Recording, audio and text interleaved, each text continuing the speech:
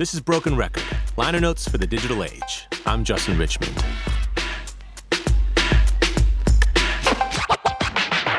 Here's Rick Rubin and Dave Cobb. So how's everything been going? How you feeling? I'm good. I'm just surviving the apocalypse. It's a weird time. I'm sure it's weird for you guys as well. It sometimes feel like, we have a job, we go in the studio, we don't see the outside world. That feels kind of normal until you actually leave. And then I realize, we're on the other side of something. Have you been able to work straight through? There was a lockdown here, so I didn't work during that time, but I went back shortly afterwards, and it's it's always in the back of your mind, right? And everything about it. But I think I'm always sensitive to, I think maybe it's our job to read the room and read everything around you. And you can just see people come in a little bit disoriented, we have to kind of shake it off. Tequila usually helps with that, though. Yeah. I feel like as soon as the music starts playing, it changes everything. Like whatever else is going on in the world is diminished in that moment when the groove is good, Absolutely, man. You're right about that. What's going on out there? Everything's cool. Usual stuff. Just trying to make good stuff. Well, you always seem to pull that off. Try my best. You got the best career of all time. I just want to say, being a producer, you have the best career of all time. Tell me why do you say that? Because you get to do Run DMC, you get to do country, and you get to do Slayer. It's like, come on. And who doesn't want that career? It's just the music I like, it's just the music I like. Yeah. But you get to do the music you like. Yeah, absolutely. No, I'm very fortunate. Absolutely. So tell me, how did you end up in this funny position that you're in? I never wanted to be a producer. It wasn't something I woke up and said, I'm going to do this when I grow old. I wanted to be in a band and have a career being a guitar player in a band. And of course we find that we signed a typical bad record deal and kind of got stuck. And if I did anything, it would go to the label. If I didn't do anything, it would go to the label. So I started producing friends of mine's bands, and then they got record deals. The next thing you know, I'm living in Nashville. So through that whole world, I went through being a session player for a long time as well, and learning from people like Jermaine Dupri and Dallas Austin, and just kind of figuring it out, like, if I'm a producer, I get to go home and I sleep in my own bed. That was really the big sell for me, because I never liked touring. I never liked travel. So it's interesting that the people you came up under were Jermaine and Dallas, considering what you're doing now. It's another world. Well, I'm from Georgia, Savannah, Georgia, but I lived in Atlanta when in my formidable years, kind of coming up, and those guys were just owning the town, and this guy Darren Prindle brought me in to play guitar on a session for Dallas, and that's kind of how it started. And I was fascinated with that world, man. I loved the era of R&B, in Atlanta. It was on fire in the early 90s. So it was cool to kind of see some of that stuff firsthand and the talent that was in the room, but my passion was always to make rock and roll records. So I moved out to Los Angeles thinking that was the kingdom of rock and roll. And I go out to LA and I wound up producing this guy Shooter Jennings and having kind of a country single on the radio, and it kind of started going, and then the country thing kind of fell in my lap. I mean, growing up in Georgia, I didn't really love country. It wasn't my thing at all. I mean, it wasn't really my parents' thing. My parents were, my grandmother was a Pentecostal minister, so we heard a lot of church music. But aside from that, not a lot of secular stuff except for the super mainstream country in the late 70s and early 80s. And man, I wanted nothing to do with it. I wanted to listen to AC/DC and Van Halen and Led Zeppelin and Beatles, and eventually through meeting Shooter Jennings, he introduced me to the good country, which I call the good country. The obviously Waylon Jennings and Jerry Reed and George Jones and all the stuff I really love now. So I fell in love with it. Once I found the rock and roll and country, I think I got it.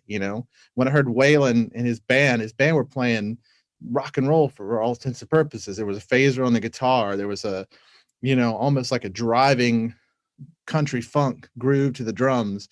I got it. All of a sudden it made sense. There were rough edges. I guess I was always looking for music that had rough edges. Rough edges always attracted me, whether it was, hip hop, R&B, soul, country, bluegrass, whatever it was. I want rough edges. I like the mistakes, Tell me a little bit about what you saw when you were working with Dallas. You're a studio guitar player. Technologically, what was going on there, and how does that relate to how you make music today? Well, I didn't get a ton of time with him. I was mainly in the studio cutting tracks. There was a guy named T. Smith that was signed to his label Rowdy Records, and I got to kind of work with him and develop the demos. But I remember taking those demos and they wound up using one of the tracks, and I just recorded it with one mic on, I don't know, on a cassette 4-track or something. And I remember going to the studio with his engineers, and next thing you know, they were using gates to trigger, MPCs to put samples in it and to kind of build the track. And I remember it just being so cool. They're able to do this. I mean, this is something that took, God knows, all day, to do, and just to watch how technology has changed so much is amazing. But it was cool to watch the way those guys thought. I mean, they were doing everything we're doing right now. It just took a little bit longer, and I remember going in and watching them do vocals with artists. I remember walking in on a Deborah Cox session, and Deborah Cox had filled up an entire 24 track with backgrounds. And that was the sound of those big records he was doing at that time, had track after track and layer after layer. And that's with no technology. That's just singing and just building it. And it was cool. It was watching an absolute, masterpiece come to life in front of you, and seeing how all that came together. This is when sampling became a no-no. All of a sudden, everyone was getting sued for samples. So me and a couple other kids would go in and jam, and they'd say, can you play something like Curtis Mayfield? So then I go down a Curtis Mayfield deep dive, or so can you play something kind of like the JBs or the Meters? And that was an education in music, to learn those records and try to figure out. I mean, no one can play like any of those bands or any of those guys, but it was cool. We just jam all day, and they had a DAT going the entire time. And then they would take the DAT, and then they may take one bar of it and turn it into a new sample. And it was cool, but it wasn't really the record making process that got me. It was the education of incredible bands and artists I heard through people that knew a lot more about me than music, and learning, just studying Curtis Mayfield's guitar playing. I mean, it's something I sneak in country all the time. Whether I'm doing a rock record or a country record, it's the soul. I'm always trying to get the soul that's on the soul record, because to me, that's the magic. It's that swing that you're kind of missing the one a little bit, and you're coming right behind it, with a bass or whatever it is. It's that pocket. Beautiful. So you were saying that where you grew up, there was not music in your house other than church music. Is this correct? When you were growing up? Pretty much. My parents weren't, I mean, they're amazing. And my mom absolutely supported me playing music. She'd sneak off and buy me a drum kit or take me to a bass lesson or whatever. So she was supportive. But the music I mainly heard was, at church, because I felt like I couldn't get out of church. I had to go to church. Since I'm the grandson of the preacher, I had to be there Monday, Wednesday, Friday, Saturday, Sunday morning, Sunday night, vacation Bible study, Christian school. It's like you couldn't get away from it. So what I did like about that is I love hymnals still to this day. I think they're just beautiful, the cadence of it all. And obviously that's a huge building block of country music. So I understand that. But we had a piano, we had a pedal steel in the church, and acoustic guitar, no drums. But just the music was definitely seeped in me. But I would go out and find Black Sabbath and Ozzy. I think I got maybe Ozzy first. Maybe it was, Blizzard of Oz was the first record I discovered by Ozzy, and had to hide the record. Had to hide it, and I had a Ozzy poster, and I had to hide it in the attic. I would for sure be going to hell if they were found. Was that your first memory of your own music, was Ozzy? No, the first memory I ever had with music, I maybe was really young. My aunt, she had gone through a divorce, and she came to live with us for a little while, and she bought some of her records, and it was during disco era. This is late 70s. And I remember she had really great records, but the records I really remember was the 45 for New Kid in Town by the Eagles, which is my first favorite song. I didn't know there was the Beatles at that young age, but those harmonies I was so attracted to. It's such a brilliant arrangement on that song. So I remember that record being probably the first record that I go, whoa, what is this? And just obsessed with it until somebody stepped on it and broke it. But that and Disco Duck, those might have been the first formidable records of my life. Disco Duck was a good one. He's in top 10 for me of all time thanks to that, you know. And then it graduated to Ozzy, and would you say mostly hard rock, heavy metal was the The Beatles were the thing. My dad did like the Beach Boys. That was one of the ones. He loved Buddy Holly and he loved Elvis. So I did hear a little bit of that on greatest hits cassettes, you know. Yeah. But the Beatles were kind of my thing because I remember listening to Day in the Life by the Beatles and thinking like, how does humans make that music? It just doesn't seem. I don't know what kind of stars have to align to for that to happen. You know, that song, everything about it is perfect. I mean, Ringo's my favorite drummer of all time. Every drum fill is singable on that song. The bass line is defying what any other bass player was doing at the time. You know, you have this crescendo of strings that it goes into explosion into a whole different tempo and different feel and alarm clock and your psychedelic Oz at the end. I was captivated by it. It doesn't get better. It doesn't get better, and it doesn't get old. Ozzy too. Hearing, you know, like Suicide Solution and all those songs. Again, I thought I was doing something really dangerous, and I think that's what I liked about it, you know. But you know, Ozzy was you got a chance to work with Ozzy, which I'm so jealous of that. But Ozzy, even though it was heavy, it was catchy, and they're beautiful pop songs and that stuff. You know, hearing Mr. Crowley. I mean, it's just a beautiful classical arrangement to that song, you know, the keyboard at the beginning, you know, and Randy Rhoads' guitar solo, you could sing every riff of it, and everything Ozzy sang was just catchy. When he does melodies, he always seems to descend. People look to me and say, he goes down and everybody else goes up. He did pop in a different way, you know. 100%. He meant so much to me as a kid. I think that first Black Sabbath record is probably the heaviest record of all time. You know, I know there's Meshuggah and bands that are really heavy and powerful and awesome, but that record is so terrifying. You know, the big church bell and everything, just terrifying. It scared me. The song Black Sabbath is as heavy as it gets. Period. And I remember, you know, again, I grew up so heavy in church, and they used to actually have Sunday school meetings about, you know, Ozzy was worshiping the devil, and you obviously all the backmasking stuff, and Kiss were Knights in Satan's service. You know, we heard all that stuff, so it made it extra scary to me. You know, I think that's why I was so attracted to it. It just seemed like, you know, oh man, this is dangerous. You know. It's funny to see the footage of him in the Ozzy documentary before he goes out on stage, where he gets on his knees and he prays and he crosses himself. Amazing. It's so beautiful. Absolutely. But we didn't know that. We thought he was, you know, he legitimately ate bats daily, you know. But that must have been cool. But also you got Tony Iommi in the band, and Geezer Butler and Bill Ward. I mean, these absolute legends. But I think Tony Iommi might be the riff master of all time too. I think so. I think he is. I mean, Jimmy Page is number one for me. Led Zeppelin, Jimmy Page was for sure number one guitar player. But man, Tony Iommi, just those riffs, terrifying. It's amazing when those guys, as soon as the Black Sabbath guys plug in and play, it can't sound like anything other than Black Sabbath. You know, it's so it's like we think of, you know, so many bands try to play like Black Sabbath, but that's just how they play. And whenever anyone plays like them, it doesn't sound really anything like it. When they do it, it's just the natural way that it comes out. It's unbelievable. Thrilling. I think there's something to Bill Ward's playing. It's got this hurry up and slow down. Boom. It just so catches you and then slows up and speeds down. And it's so heavy. It's so heavy. Every fill he had. It's beautiful. Beautiful. So beautiful. I that whole band, man. Such a fan.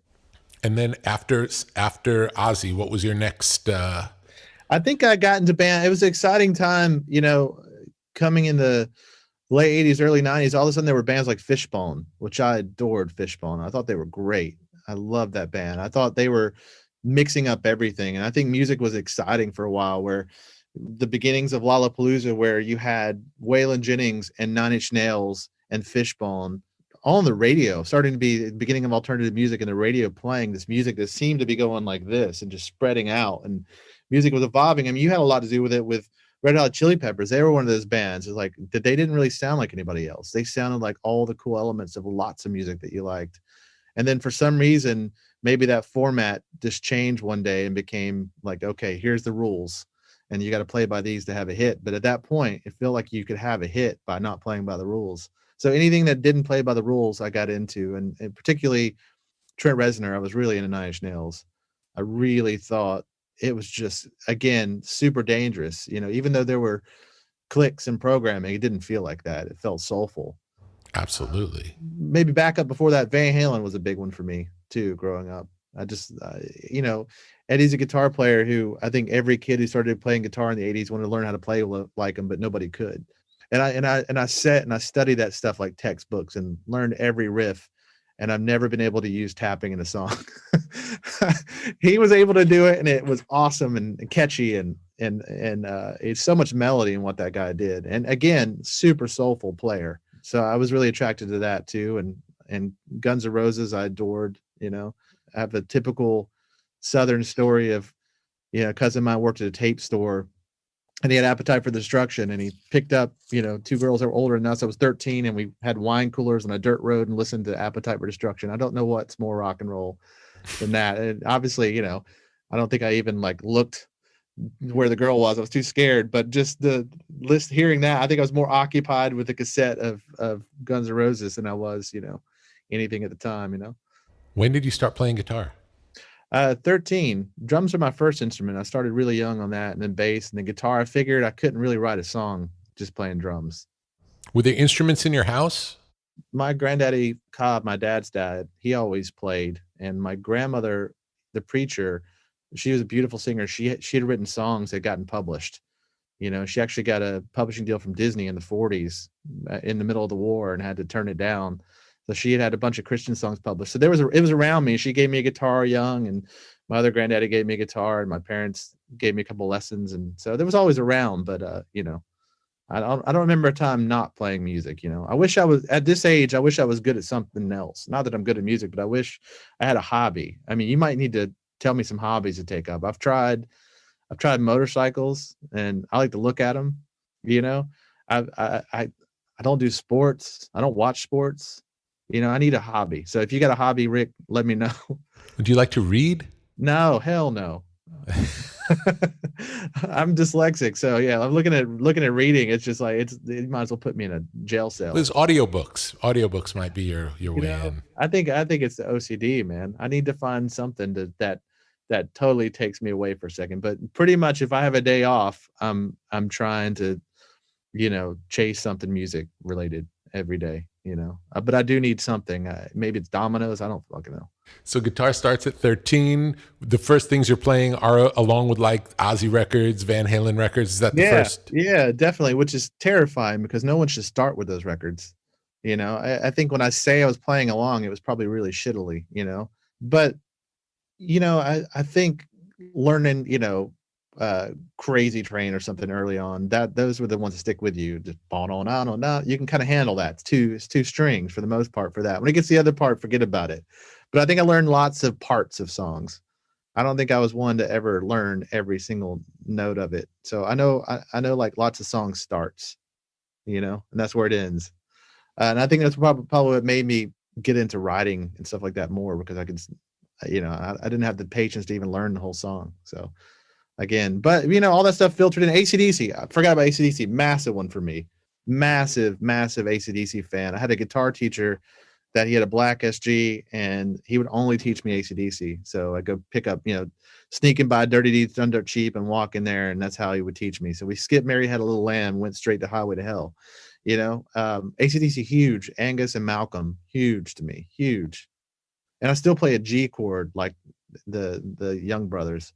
They don't play. Yeah, they skip a couple strings, and I still play like them. You know, in that sense.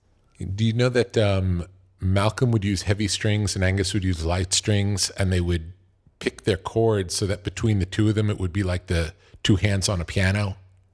Really? I did not know that. That is so cool. Somebody told me, and maybe you could validate this, that it might have been their brother George who would sneak a piano under the guitar sometimes. Is that true? I know that they would try out their songs on piano as compositions to see if the song stood up. Oh, wow. Yeah, I don't know if it was ever on the records. I think somebody should make a piano version of AC/DC Greatest Hits. It'd be great. That might be your next project. I know. Too bad I can't play piano, but yeah, bedtime with AC/DC. That's a good one. I don't know how well that would put you Hell's Bells to sing a kid to sleep, but it would be fun to listen to. Maybe Chris Stapleton singing Hell's Bells would be really good. I could imagine. You know what? He could sing the shit out of AC/DC. I bet. He's a hell of a rock and roll singer. He can sing the phone book. We'll be right back with Dave Cobb after a short break. We're back with Rick Rubin and Dave Cobb. So you got to work with the Cult, right? That was Early the first rock album I ever produced was the Cult Electric.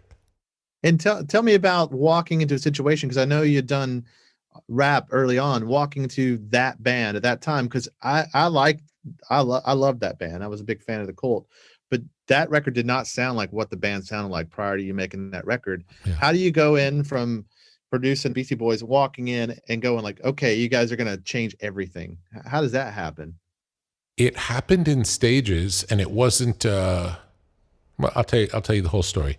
They had liked the hip hop records I was making, and they reached out and asked if I would do a remix. They had already finished the album that was going to be Electric, a completely different album than the one that we made. And they came and asked me to remix 2 songs from their new album. And then they loved the remixes and said, and it started like, let's remix it, but they came, so I had them replay stuff to make it more like the way I wanted it. And then we made the new version of those, and then they said, well, maybe this is just what the whole album should be. And then we just made that album. It didn't start with the idea of either making an album. It started as a remix project. Wow. But I mean, the guitars on that were just, to me, it was like the first record post 70s or early 80s that had that rock guitar. Yeah, well, I loved rock music, and they thought of themselves as a rock band. And as a rock fan, I said, well, what you guys do is cool, but it's not this. And if you want it to be this, we can do this. And they're like, well, yeah, let's do that. Wow. Yeah, man, that was such a great record, such an inspiring record, coming up, because it felt dangerous. Again, music maybe at that time was starting to get a little safer, and you made sure it wasn't in the best way. Yeah, I was still living at the dorm at NYU, and I would walk from the dorm to Electric Lady, where we recorded that album. It was a good experience. How did you wind up in LA? Like, what made that happen from New York? I came out to do a soundtrack album for the Less Than Zero movie. And I love that movie. Cool. I was living in a hotel for 9 months, and eventually decided to buy a house, not thinking I was going to live in LA, but when I came to LA, I would stay in a house instead of living in a hotel, because if you've lived in a hotel for any period of time, it's not a great way to live. So got a house thinking this would be the place I would come instead of going with the hotel. It was right across the street from the hotel, but it was a house, so it felt more private. And then really just never went back. I never officially moved to California until after being there for about 5 years and realizing, well, I guess I live here now. Man, that Less Than Zero soundtrack, the Hazy Shade of Winter cover on that. Yeah, I produced that. Oh man, yeah, I love the Bangles. Love the Bangles, and that must have been intimidating too, because that's a Simon and Garfunkel song, and just to all of a sudden, I felt like I didn't know that Simon and Garfunkel wrote that song when I heard your version of it. I thought that they had written that song, and it feels like their song. It must have been a huge hill to climb to make that their song, It actually was pretty natural. They picked it themselves. I had picked a song that I thought would be great for us to do together. That was a Yardbird song, but I imagined them doing it with harmonies, and it would have been a really cool thing. And then they're like, well, why don't we just do Hazy Shade of Winter? I was like, okay, fine. And then that ended up being what it was. And also, if my memory serves me, Aerosmith was on that too, right? Yes, and I grew up, Aerosmith was one of my favorite bands growing up. So that was the first time? I guess we'd already done Walk This Way. So it was the second time I got to work with them. At that time, were they getting along when you guys recorded that song? Is that good Aerosmith time, or were they fighting? I think they were always sort of cool, not cool, you know? Like there was never a time where they weren't speaking that I knew. And there was always this sort of tension, rivalry in the band, but it was always okay to be around them. I know you've done a lot of country stuff. What was the country record that got you? Obviously you work with Cash, but was there a specific country record that kind of got you? I mean, growing up, I liked like the pop country that you would hear when I was a kid, like Glenn Campbell was great. I watched Hee Haw, you know, so the guys on Hee Haw, and always liked the picking, you know, like dueling banjos, like that kind of.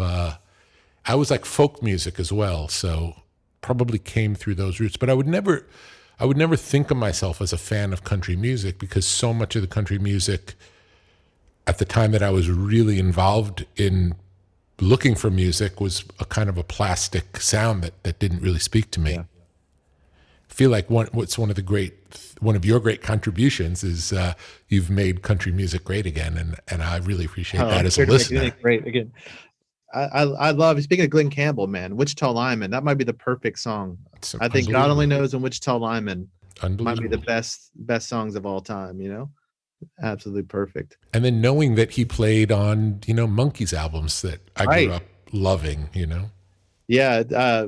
There's a great picture in my studio where the Monkees came and they did, well, I can't remember the song, but they did one of the songs with Mike Nesmith in my studio. And there's pictures on the wall of all those guys, Belton Jarvis, the producer, bringing Monkees in the studio.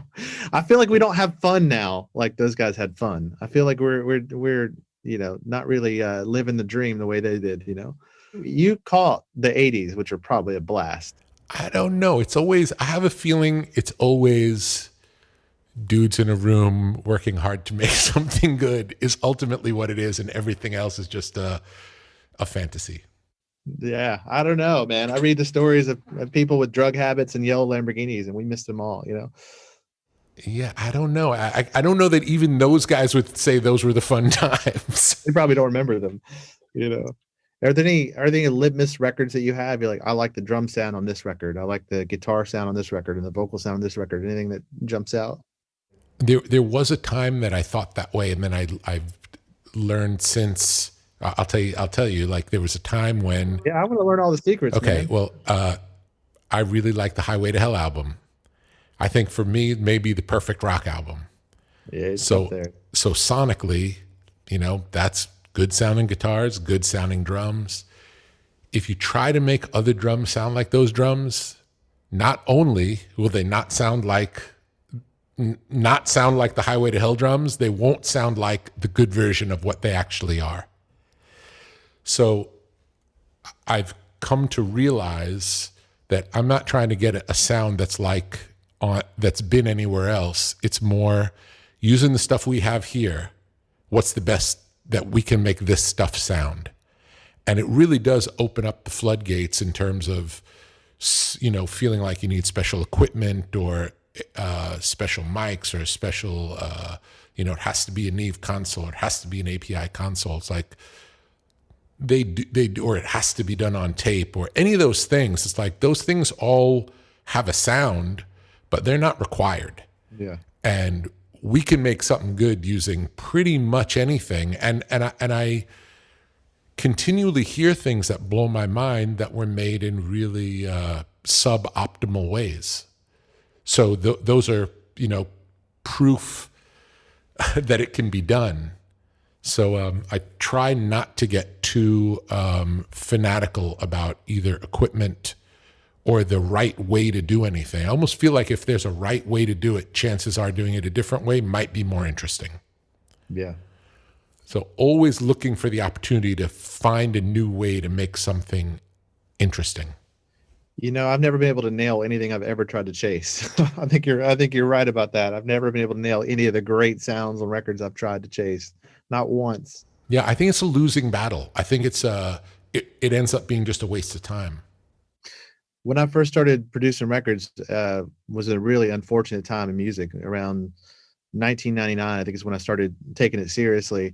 And I remember at that particular time, I mean, you probably were the only person to not doing that and have a success, but you had to have a click, and then you had to have, you know, the drums mic'd a certain way, and you had to have a little loop in the background. Everything had to be perfect. You had to do everything in an assembly line fashion. You had to do the drums and the bass and the guitar and finally get to it later. And I remember starting off that way, and I just sucked. I sucked, and the record sounded like shit.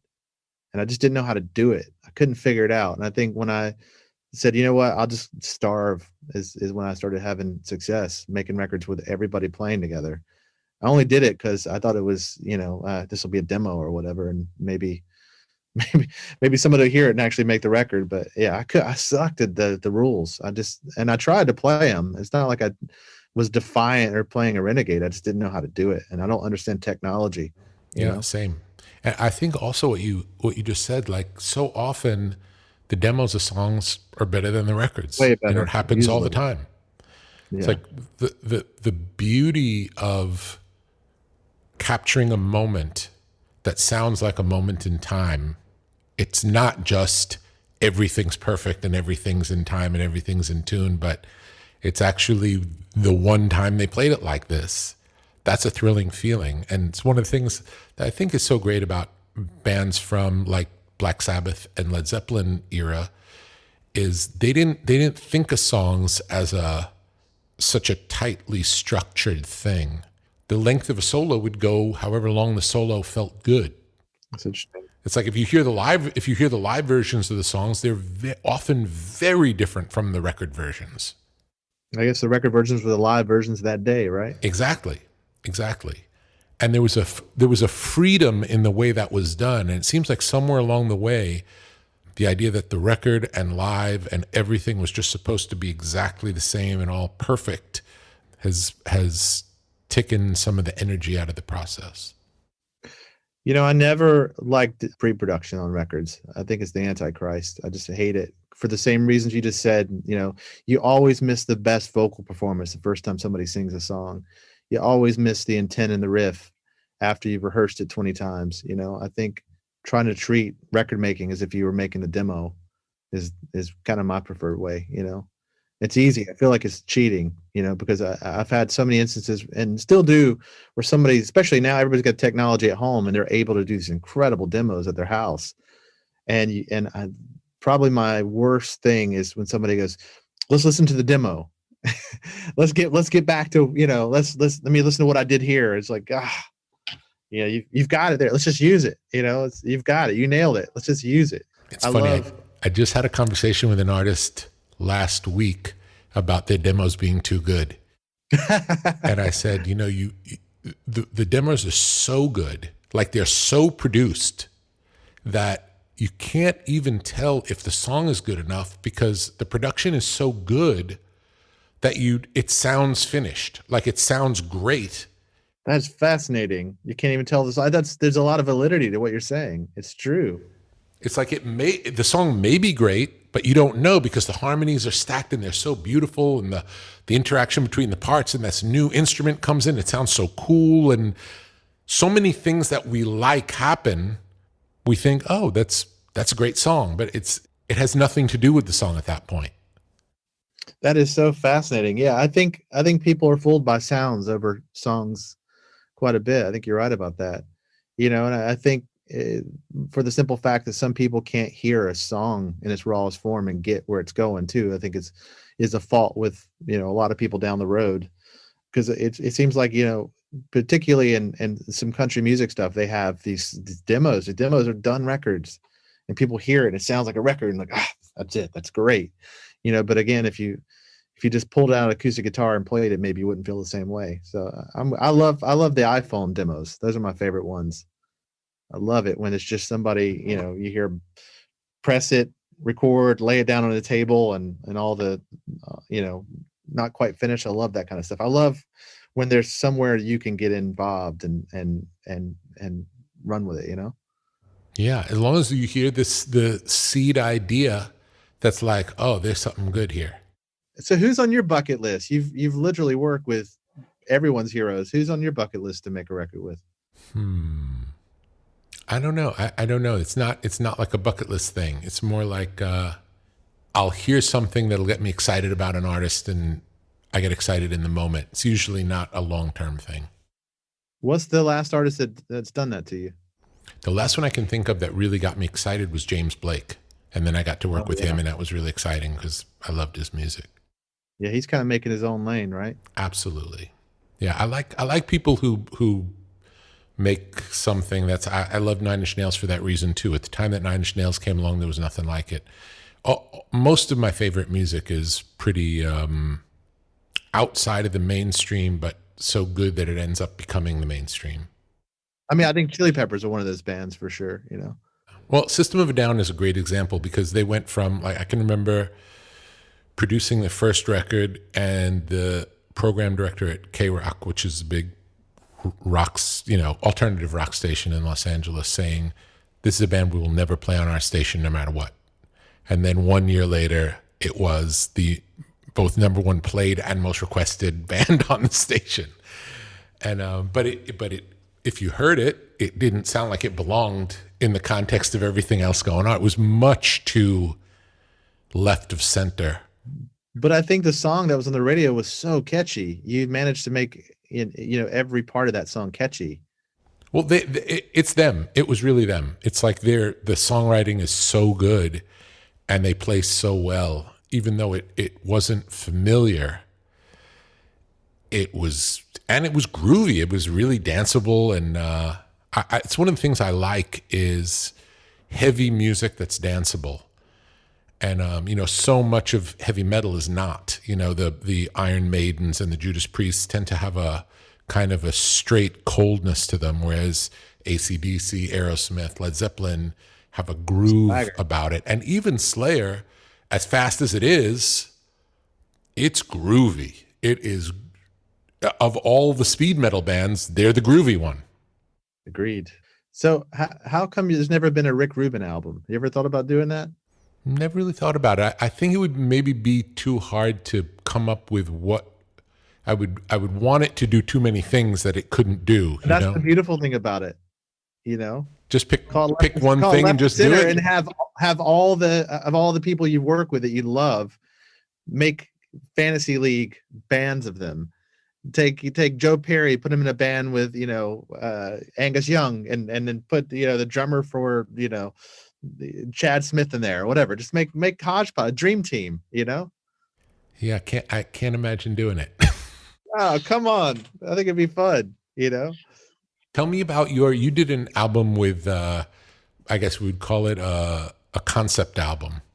I did. There's a record I adore written by an English guy named Paul Kennerly called White Mansions. And it's just, it was really cool. Again, for me, it was a gateway record to country music because it was produced by Glenn Johns and done in England at Olympic Studios, which I think some of the best records in history were made out of the studio. But it had Waylon Jennings and Jesse Coulter, and it had Eric Clapton and his band playing on the record, and Steve Cash and all these great Southern people going over to England and making this record. And it was a concept about the beginning, middle, and end of the Civil War and the Reconstruction. And it's just a beautiful story, and it's cinematic. And I always love records that are cinematic. I think that's why I love Nancy Sinatra, Bang Bang or something. It's like a cinematic, even though it's one guitar. That record really took me somewhere. So I've always wanted to do a concept record. So I kind of got some people that I love that are great singers to all sing about stories of their childhood and growing up. And it could have been about a grandparent, a son or a daughter or a parent, whatever, these Southern stories. And so we made a record called Southern Family. And it was really cool just to make a record for art's sake and not for commercial sake, not for any other reason. And I'm really blown away that these people let me work with them, for one, and second of all, the label actually put it out, because it sounds like, okay, I'm gonna go to the label, I got a concept record, okay, it's about Southern people, okay, we're gonna have a lot of people on it, okay, how are you gonna market it? Like, there really is there's no way to make a concept record go, I don't think, but it was just pure art piece, and I'm glad I got to do it, and I'm really proud of that record. Beautiful. Can you play us something off of White Mansions? Just because I don't know that album, I'd love to hear what the inspiration for the project there's was. a song called Story to Tell. It's the first song on the record, and I'll show you what I like about it. It's just, to me, it's a masterpiece. Beautiful. And the thing that's brilliant about it, there's so much restraint in that song. And if you pay attention, the strings kind of sneak in, and they're really cool because the strings aren't doing a typical string arrangement. It's not 50 things going 50 different ways, and the cello aren't splitting off from the violins, the violas. It stays as one in this unison note, and it'll stay on one note, and at the end it finally goes somewhere, and it's so powerful. And the snare is not existent in the song. It's just side stick, wait, and then snare drum, and then strings open up, and it's a masterclass in production, I think, because it's just the tension. It's supposed to be tension because it's the first story in the tale of the record, but it's just, it makes you worry, and it makes you kind of, I don't know, it becomes expansive from something that's so small. And the piano at the beginning, just the diamonds on the piano, the held chords, is so simple. It's so brilliant. And her vocal, you can hear every tremble in it. Beautiful. How did you come across it? Shooter Jennings played it for me. Beautiful. First time I ever heard it. He that's his mom on that, and he played it for me. And it was, again, that was a record that got me into country music. Written by an English guy, recorded in England. It just seems like a sideways way to get into it, but that was the record. That record to me is a cornerstone. Yeah, there's something about when music travels a distance, right? It takes on a different, almost a fantasy-like approach. Like the Beatles were making American blues and rock music, or Led Zeppelin were making American blues music, but they took it to an extreme that no true bluesman men would ever do. That it would be garish for a bluesman. It's like, but because they're seeing it from a distance, almost like a spaghetti western. Like a It's viewed from this.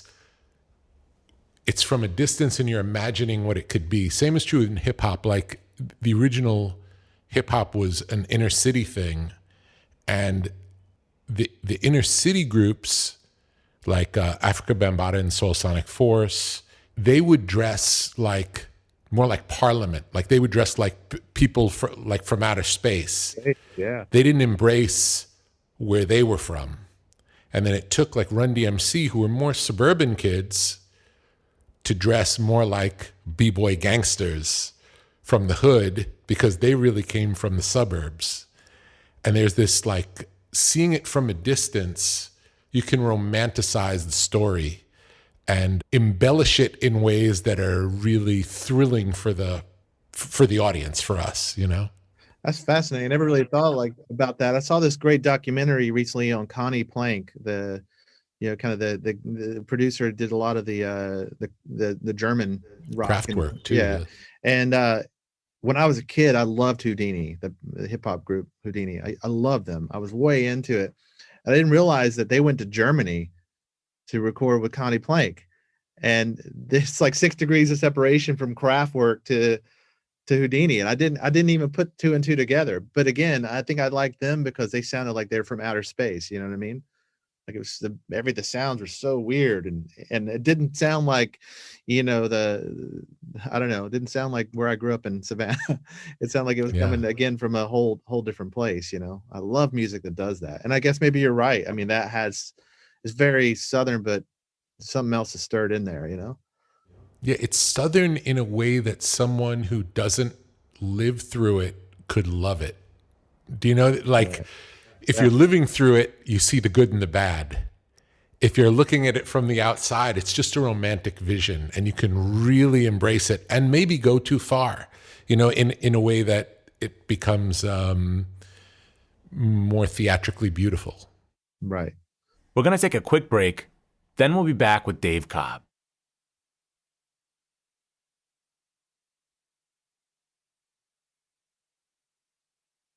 We're back with the rest of Rick Rubin's conversation with Dave Cobb. Let's talk more about producing. So how did you end up in 1999? You find yourself starting to produce. How did it come about? How did it switch from being the studio guitar player? Well, I was in a band again at that time, signed, and it just felt like I was stuck because the label was trying to sell to another label, and I wasn't going to ever get out of this deal. So I started producing friends, but basically I just fucking lied. I said I was a producer. I wasn't a fucking producer. I don't know shit about producing. I didn't go to producing school. You know, I didn't know shit. I just fucking made it up one day. It's like, oh, I'm a producer. And then I'm like, I gotta go to Los Angeles because I want to do rock and roll records and I gotta be out there. And when I got out there, I was producing a couple little things here and there and met a producer manager. And all of a sudden I was a legitimate producer. I was on a producer roster. So I kind of lied my way into the whole thing, And then after I really worked with Shooter Jennings, I met this guy, Jamie Johnson, through him. And then we had some records kind of work with him. And then I met Sturgill Simpson through him. And we did the Sturgill Meta Modern record. And then Jason Isbell just kind of kept rolling, What would have been the rock artists that you would have moved out in the hopes of getting to work with at that time? Well, I would have loved to work with, Paul Rodgers on something, I would have loved to work with, anything, relating to the stuff I grew up in. I mean, obviously Ozzy or any of the bands that I really loved growing up. Humble Pie, that would have been a dream one, but he was Steve Marriott or somebody like that at the time. But I didn't get to work with any of that stuff. But I did work with this band Rival Sons that kind of took off in the rock world, and I've gotten to work with a bunch of rock bands through them. So I still get to do quite a bit of rock and roll, and I still love it.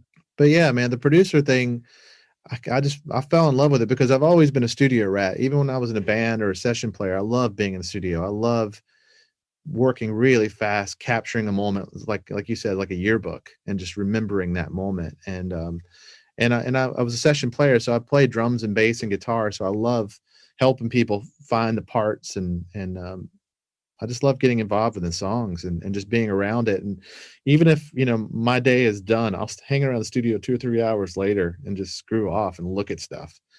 So I have the same feeling about a studio that I had when I got my first real guitar. I remember getting an SG, really bad 70s, like the worst one, Gibson SG, and putting it into my bed and just looking at it until I fell asleep.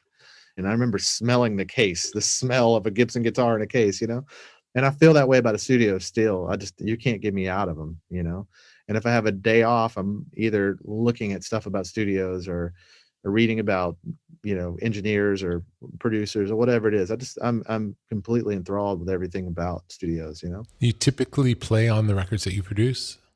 I do. I play a lot. Jimmy Miller, one of my favorite producers, he produced my favorite era Stone stuff, kind of Let It Bleed through Exile. He was a drummer, and he would go in, from what I was told, he would play percussion with the band, and he kind of helped kind of guide the rhythm and the feel. So a lot of records I play acoustic guitar as a shaker. I treat it like a shaker, or I play a shaker or whatever it is. And instead of having a click, I'll just become, the click or the human click for it. So yeah, I like being in there. I don't know if I can feel it unless I'm kind of in it. And even if I'm not playing on something, I'm in the room with the band. I never like the separation of control room and studio. I love being in the middle of it the whole time. I love the instant communication, especially if you have a guitar on. You can go, okay, why don't we try this part for a bridge, or try this chord here? I feel like it's a bit of a crutch to have a guitar on the whole time. It helps me work faster, Absolutely. Are you ever surprised after being on the floor, going in and hearing it through speakers? For sure. It usually sounds like shit.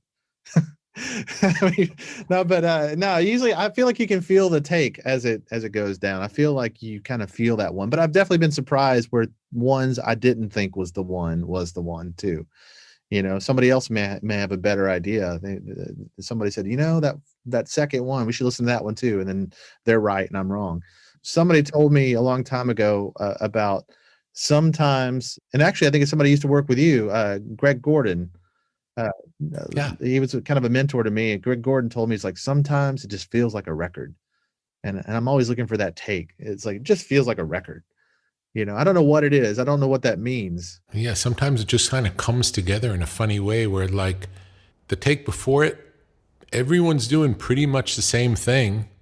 And the next one's not like everyone's playing a lot better. It's pretty similar, but all of a sudden it goes from like mediocre to mind-blowing. It's wild. Yeah, I don't know what that is, but there's something to it. And God, I think being in the studio, you kind of just make stuff up, and it's a lot of feeling as opposed to being clinical about it. I'm never clinical about anything. I don't think I have that kind of smarts to be super clinical about stuff. I'm always looking for what was it about that one? It's just like you're saying, that take, that's the one. I don't know why. I can't describe it to you. Do you tend to do a lot of takes or no? Not really, but I have done lots of takes on certain things. I mean, usually I think by fourth or fifth take, I think you kind of have a good sense of the song. You know, I'm not somebody that goes in there and just says, try something else. I think I'm always kind of really involved and if there's a part that's missing, I'll suggest something. I don't necessarily write it, but I'll suggest to somebody to write it. So I like to work super quick, super fast, and just get it down, because I think the attention span, and mainly I'm blaming it on myself, I think goes after you do tons of takes. But there's definitely been times where we've recorded a song and felt pretty good about it, listened to it later, go like, I don't know if we got it. I'll just recut it.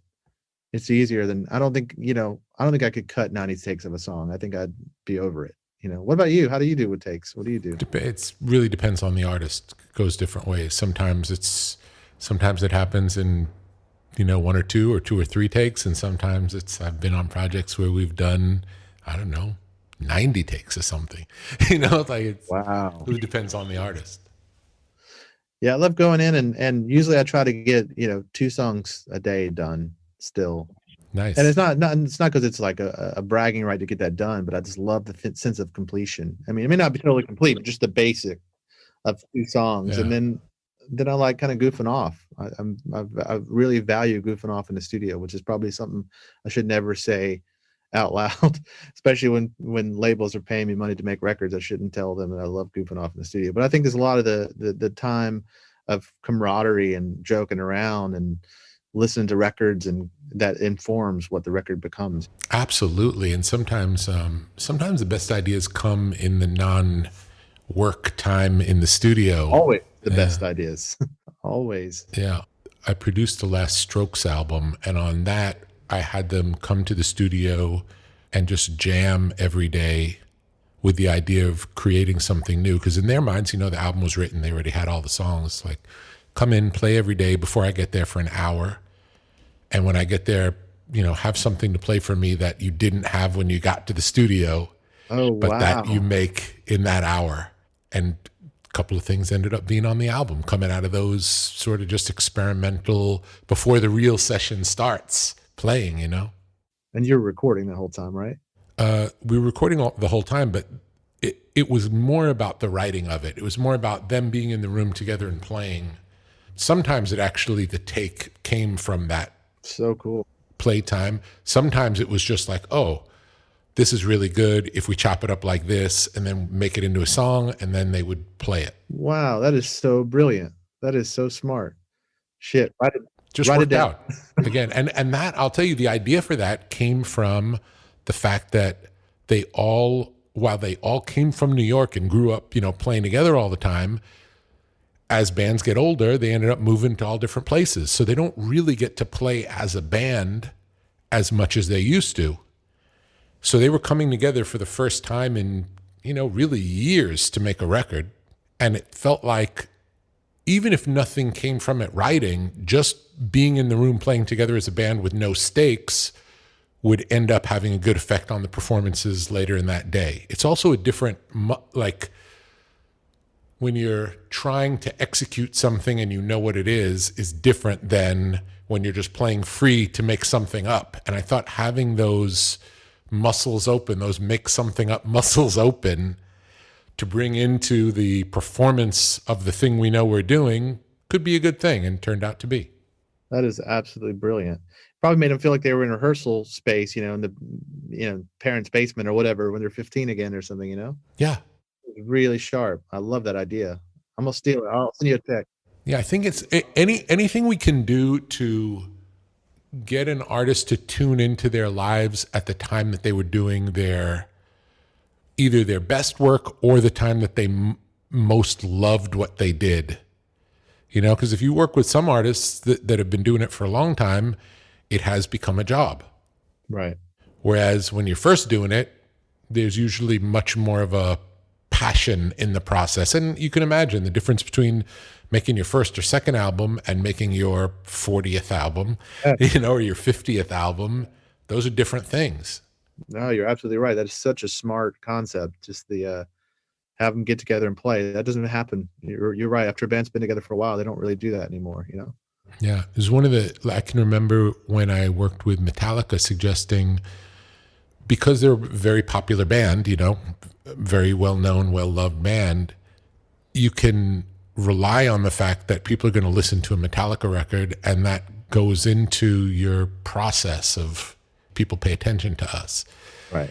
And that's not always the case. When you're starting, that's not the case. So one of the writing assignments was, imagine there was no such band as Metallica.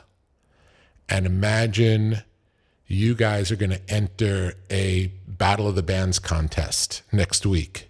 And you have to write music that's going to blow everybody away in the room. And nobody knows who you are. Oh, man.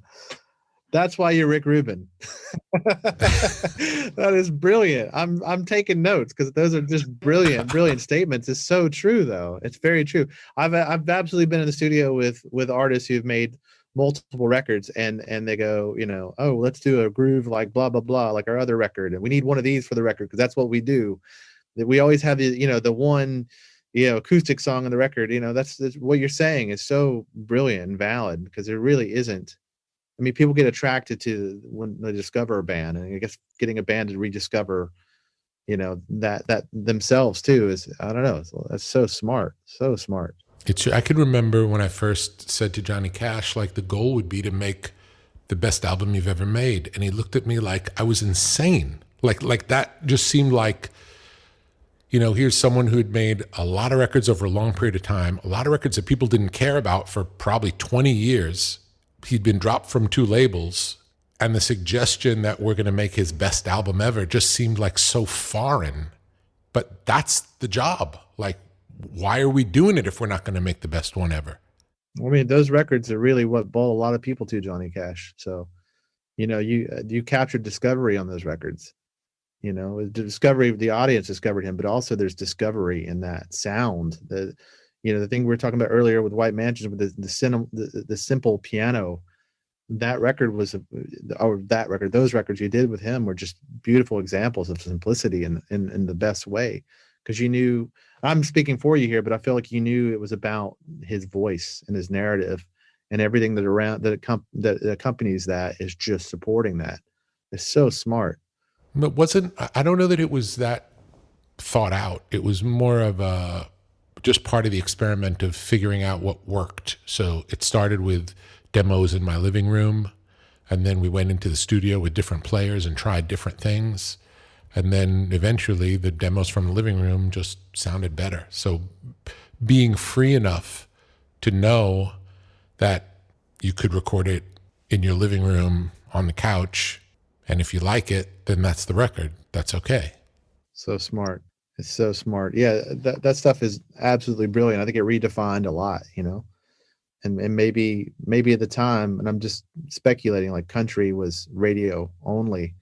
And I think those records kind of, you know, I don't know if there was viral was the word at the time, but they went viral and kind of beat the system in a lot of ways. And I think that's really cool. One of the best things that came from that was other grown-up artists telling me, I feel like I can try to make something good now. Yeah. You know, they saw at that point in Johnny's career that he could be received well, whereas other people just sort of thought it can never happen again.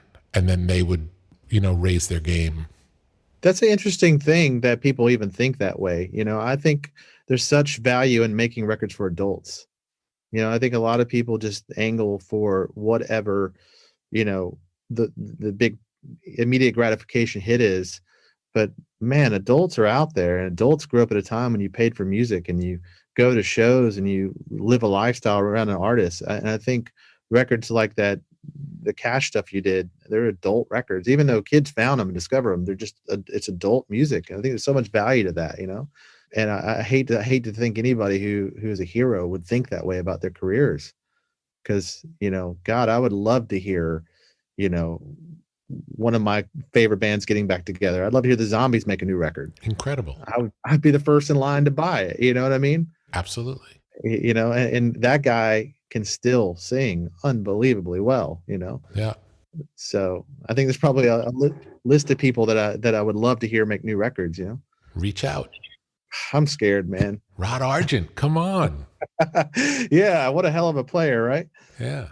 Yeah, I'm scared. I would never reach out to anybody, but Really? definitely. I might have his email. If I can find his email, I'm sending it to you, and you're going to reach out. Okay, I'll tell him. I'll put in the preference. Rick Rubin said, and then maybe he'll answer my email back. You can blame me all you want. I want to hear the record that you make with the Zombies. Well, I'll call you, man. You produce it with me.